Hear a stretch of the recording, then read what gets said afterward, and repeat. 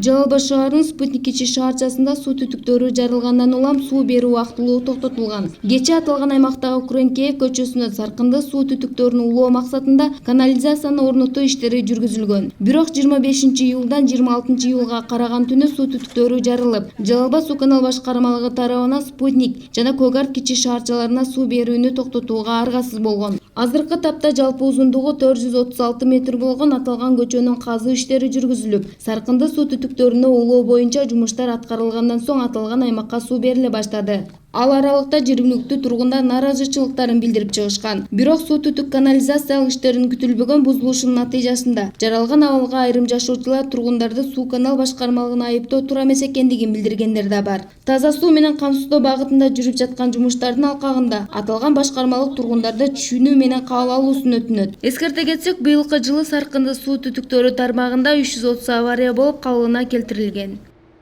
Кымбаттуу Жалал Абад шаарынын Спутник микрорайонунда жашоочулар, тургундар, биз сиздерден кечирим сурайбыз. Себеби биз көчөбүзгө канализация түшүрөбүз деп, бул Манас көчөсүндө немени экскаватор менен аштырдык эле. Бул кокустуктан трубалар жарылып кетти. Себеби эски трубалар экен, ошонун айынан ушундай нерсе болуп атат. Биз баарыңардан кечирим сурайбыз.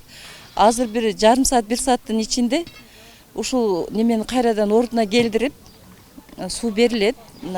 Водоканалдын адамдары да баары турат, бригада менен иштеп, азыр көпчүлүк оңдоп, түздөп неме алабыз. Суу түтүгүн үзүп алгандыгы боюнча кабар келген. Биздин мекеменин кызматкерлери менен биргеликте ал ишти баягы жаңы труба коюп кайра калыбына келтиргенбиз.